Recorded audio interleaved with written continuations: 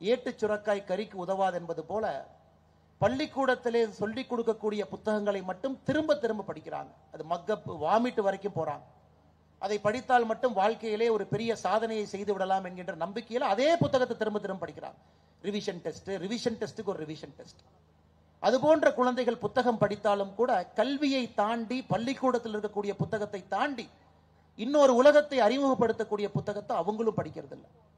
அதனால மிக மோசமான ஒரு சூழல்ல, வாசிப்பு பழக்கமே மிக குறைவாக இருக்கக்கூடிய ஒரு காலகட்டத்தில் ஒரு புத்தக திருவிழாவை நடத்துவது அவ்வளவு எளிதான ஒரு வேலை கிடையாது. இத்தனை பதிப்பாளர்கள் எல்லாம் அழைத்து அவர்களுக்கு அந்த நேரம் கொடுத்து அவர்களுக்கு ஸ்டால் போட்டு மக்களை எல்லாம் விளம்பரப்படுத்தி நீங்கள்லாம் வாங்கன்னு சொல்லி 5 நாட்களும் அதற்கான ஒரு சூழலை இங்கே உருவாக்கி அந்த புத்தகத்தை உங்க கையில கொண்டு சேர்ப்பதற்கு மேடையில் இருக்கக்கூடிய மனிதர்கள் எவ்வளவு கஷ்டப்பட்டிருப்பார்கள் என்பதை இந்த நேரத்தில் நான் நினைவு கூறுகின்றேன். ஏற்கனவே சொன்னது போல வெள்ளகோவில்ல 8:30 மணிக்கு கடைசி நாள்ல இத்தனை பேர் உட்கார்ந்து இருக்கிறீங்கன்னா அது ஒரு சாதாரண ஊர் கிடையாது. இங்கே நான் என்னுடைய ஆரம்ப பள்ளி நான் படித்த ஊர். என்னுடைய எல்கேஜி யூகேஜி என்கின்ற ஆரம்ப கல்வியை வெள்ளகோவில்ல படித்த ஒரு மனிதன் நான். இந்த மண்ணில் உங்களை போல எனக்கும் ஒரு சிறிய சொந்தம் இருக்கிறது. முழு சொந்தம் உங்களுக்கு இருப்பதை போல ஒரு சிறிய சொந்தம் எனக்கும் இருக்கிறது. ஆரம்பகால கல்வியை இங்கே கற்றேன். என்னுடைய மாமாவினுடைய ஊர், என்னுடைய அம்மாச்சியினுடைய ஊர், இங்கிருந்து அருகாமையில் இருக்கக்கூடிய ஊர். கிட்டத்தட்ட அங்கேயே தங்கி படித்து ஒரு பஸ்ல இங்கே டவுன் பஸ்ல இங்கே வந்து இங்க ஜஸ்ட் இங்கிருந்து ஒரு 2 கிலோமீட்டர் தூரத்தில் இருக்கக்கூடிய பள்ளியிலே படித்து விட்டு மறுபடியும் இங்கிருந்து அவங்களுடைய தோட்டத்திலே ஒரு 2-3 வருடங்கள் நான் வளர்ந்திருக்கின்றேன். ஸோ வெள்ளகோயில் பக்கத்தில் இருக்கக்கூடிய சிறிய சிறிய கிராமத்திலிருந்து வரக்கூடிய துடிப்புமிக்க இளைஞர்கள் ஒரு வேள்வியோடு எப்படி சாதிக்க வேண்டும் என்று காத்து கொண்டிருக்கின்றார்கள் என்பதையும் முழுமையாக அறிந்தவன் நான். அப்படிப்பட்ட அந்த விழாவுக்கு வந்திருப்பது என்னுடைய பெரிய ஒரு பாகியமாக. இந்த அற்புதமான மாலை நேரத்தில் எத்தனையோ சொந்தங்களை, நண்பர்களை, உறவினர்களை, உற்றோர்களை, சான்றோர்களை, அறிஞர்களை, பெரியோர்களை, தாய்மார்களை, சகோதர சகோதரிகளை ஒரே இடத்துல பார்ப்பது என்னுடைய வாழ்க்கையினுடைய பாகியமாகவும் நான் கருதுகின்றேன். அன்பு சொந்தங்களை, எனக்கு தலைப்பு கொடுத்திருக்கின்றார்கள் அச்சம் தவிர என்கின்ற ஒரு தலைப்பு. எல்லா நாளுமே பேச்சாளர்கள் பேசிக்கிட்டே வர்றாங்க. ஐயா, அச்சம் இல்லாமல் ஒரு வாழ்க்கையை வாழ முடியுமா அப்படின்னு கேட்டீங்கன்னா நிச்சயமாக முடியாது. அச்சமே இல்லாம ஒரு வாழ்க்கையை வாழ்ந்தால் அந்த மனிதன் ஒரு முட்டாளாக மட்டும்தான் இருப்பான். ஒரு கரண்டை போய் தொட்டிங்கனாலும் அது ஷாக் அடிக்கும். எதற்கும் நான் பயப்பட மாட்டேன் என்று சொல்லி யாரும் போய் ஒரு கரண்டை தொட முடியாதுங்க ஐயா. ரோட்ல ஒரு பஸ் போனா கூட அந்த ஸ்பீடை பார்த்து தான் ரோட்டையே கடக்கிறோம். வேகமா போகணும், பஸ்ஸை மேல அடிச்சாலும் ஒன்னும் ஆகாது என்று நினைத்தாலும் கூட நமக்கு பிரச்சனை தான். அச்சம் என்பது வாழ்க்கையில நிச்சயமாக அது இருக்கணும். அச்சம் இருக்கக்கூடிய வாழ்க்கை என்பது பல இடத்துல நமக்கு நாமே பாதுகாப்பான ஒரு வளையத்தை உருவாக்கி வாழ்க்கையை வாழ ஆரம்பிப்போம். ஆனால் அச்சம் என்பது வாழ்க்கையாக மாறும் பொழுதுதான் பிரச்சனை ஆரம்பிக்கிறது. அச்சமே என்னுடைய வாழ்க்கை, எதை கண்டாலும் பயம், எதற்கெடுத்தாலும் பயம். பயம் என்கின்ற ஒரே ஒரு வார்த்தை என்னுடைய வாழ்க்கையில எந்த ஒரு வேலையும் செய்ய விடாம என்னை ஒரு நடைப்பிணமாக வைத்திருக்கிறது என்று சில பேர் நினைச்சா அது உண்மைதாங்க ஐயா. இத பயம் என்கின்ற ஒற்றை வார்த்தை எத்தனையோ மனிதர்கள் பிறக்கும் பொழுது ஆண்டவன் அவர்களுக்கு எந்த உயரத்திற்கு செல்ல வேண்டும் என்கின்ற கட்டளையோடு இந்த பூமிக்கு அனுப்பினார்களோ அந்த உயரத்திற்கு நிறைய மனிதர்கள் செல்லாததற்கு ஒற்றை காரணம் உள்ளத்தில் இருக்கக்கூடிய அதிகப்படியான பயம். அச்சம் தவிர என்கின்ற வார்த்தையை எப்படி பார்க்கிறேன் ஐயா, தேவையில்லாத அச்சத்தை தவிர்க்க வேண்டியதாக நான் பார்க்கின்றேன். தேவையான அச்சம் என்பது நம்முடைய வாழ்க்கையில அடுத்த கட்டம் செல்வதற்கு நிச்சயமாக நமக்கு உதவும். அதில் எந்த மாற்று கருத்தும் இல்லைங்க.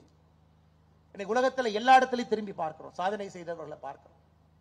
எத்தனையோ இடத்துல நாம் ஆங்கிலத்துல ஒரே வார்த்தையில ரிஸ்க்னு சொல்லிட்டு போறோங்க ஐயா. ஒரே வார்த்தையில அவர்களுடைய பிறந்திருக்கக்கூடிய சூழலை தாண்டி காலை இன்னும் அதிகமாக எடுத்து வைத்தார்கள்.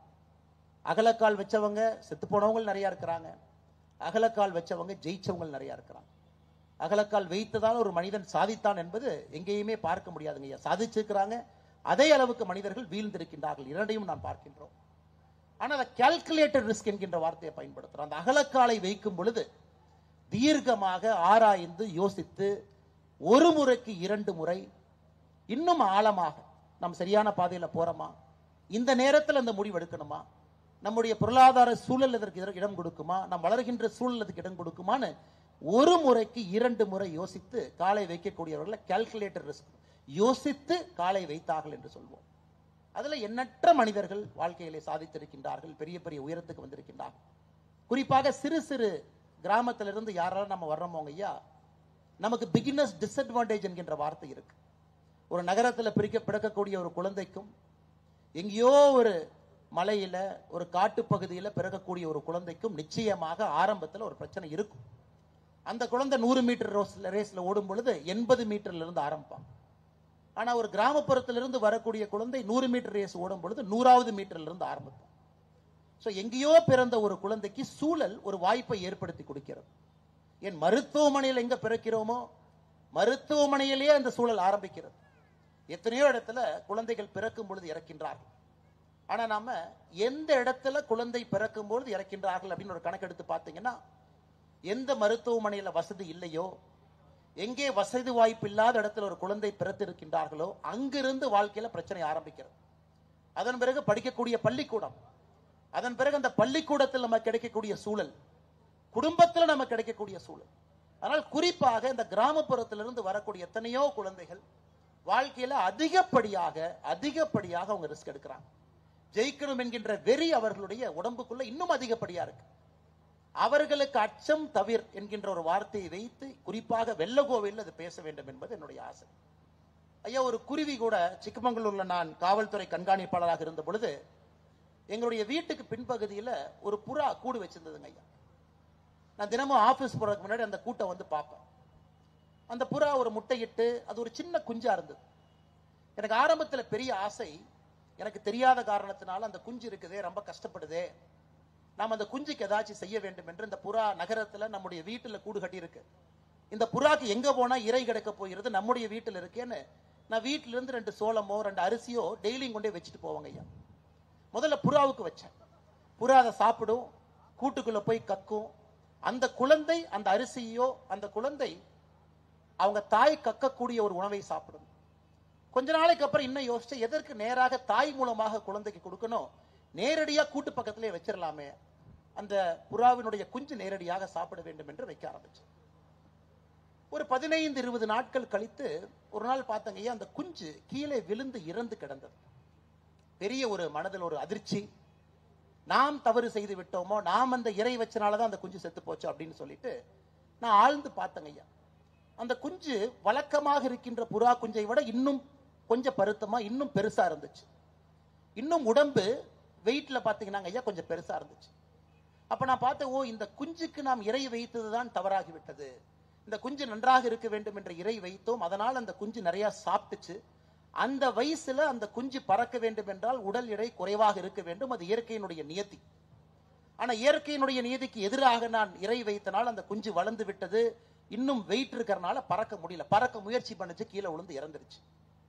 அப்ப வெட்டரி டாக்டர் கேட்ட, அவர் சொன்னார், ஐயா, வாழ்க்கையில் நாம் செய்யக்கூடிய பெரிய தவறு, ஒரு மனிதனுக்கு நாம் பாராட்டி சீராட்டி வளர்க்கும் பொழுது எல்லா விஷயத்தையும் நாம் எடுத்து கொடுக்கும் பொழுது அந்த மனிதனுக்கு வயிற்றிலே பசி என்கின்ற வார்த்தை தெரியாது, புரியாது, அறியாது. அந்த குழந்தைக்கு தயவு செய்து முழு வயிறுக்கு நான் ஊட்டி விடாதீங்க ஐயா. எங்கே ஒரு வேள்வி வருகிறது, எங்கே ஒரு தவம் தெரிகிறது, எங்க பயத்தை எல்லாம் தாண்டி ஒரு குழந்தை சாதிக்கிறது என்றால் அந்த குழந்தைக்கு வயிற்றுல ஏதோ ஒரு இடத்துல கொஞ்சம் இடைவெளி இருக்க வேண்டும். அங்கேதான் பயம் என்கின்ற வார்த்தையும் கூட அந்த வயிறு அதை அப்படியே கரைச்சு சாப்பிட்டுருது.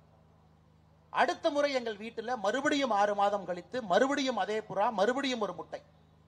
இந்த முறை எல்லாத்துக்கிட்டையும் சொன்ன, யாருமே பக்கத்துல போயிடாதீங்க, பக்கத்துல யாருமே போகக்கூடாது, அந்த தாய் தன்னுடைய குழந்தையை பார்த்து கொள்ளட்டும் என்று. அந்த புறா குஞ்சு, நாங்கள் எதையும் செய்யவில்லை, ஒரு 20 நாள்ல தாயும் குஞ்சும் 2 பேரும் பறந்து போய்விட்டார்கள். எதுக்காக இதை சொல்றாங்க ஐயா? அச்சம் பயம் எங்கே வரும் என்றால், வாழ்க்கையில எல்லாமே நமக்கு சில இடத்துல கிடைக்கும் பொழுது அச்சமும் பயமும் தானாக நமக்கு வரும். காரணம், எந்த பொருளையும் நாம் கடினப்பட்டு ரோட்டில் நின்று வேர்வையோடு ஈட்டி பெறவில்லை. நமக்காக யாரோ படைத்து விட்டு சென்று விட்டான். அச்சம் பயம் என்பதை பார்க்காமல் வளர்ந்திருக்கின்றோம். திடீரென்று ஒரு புதிய விஷயத்தை பார்க்கும் பொழுது அச்சம் பயம் வரும். இந்த அச்சம் தவிர் என்கின்ற வார்த்தையினுடைய அடிப்படை, ஒரு குழந்தை வளர்ப்புல பிறப்புல ஒரு தந்தை தாய், அது மிருகங்கள் இருக்கக்கூடிய அவர்களுடைய உலகமாக இருக்கட்டும், நம்முடைய உலகமாக இருக்கட்டும், ஒரு குழந்தை வளர்ப்புல அந்த குழந்தைக்கு நாம் சொல்லிக் கொடுக்கக்கூடிய விதத்துல இந்த உலகத்தை அந்த குழந்தை எப்படி பார்க்க வேண்டும் என்கின்ற அந்த தூண்டுதல்ல எத்தனையோ அச்சத்தை நம்மால் நீக்க முடியுங்க ஐயா. ஆனா அந்த குழந்தைக்கு அதிகமாக சுகங்களை கொடுத்து அந்த குழந்தையை வளர்த்தெடுக்கும் பொழுது நிச்சயமாக அச்சம் என்பது உள்ளே வந்துவிடும். அவங்க வாழ்க்கையில எதுவுமே ஒரு லெவலுக்கு மேல செய்ய மாட்டாங்க ஐயா. அதனாலதான் ஃபார்ச்சூன் 500 நிறுவனம், உலகத்தில் இருக்கக்கூடிய 500 பெரிய நிறுவனத்தை ஃபார்ச்சூன் 500 என்று சொல்லுவோம். ஃபார்ச்சூன் மேகசின்ல புத்தகத்தில் 500 நிறுவனங்களை வருடத்திற்கு பட்டியிடுவார்கள்.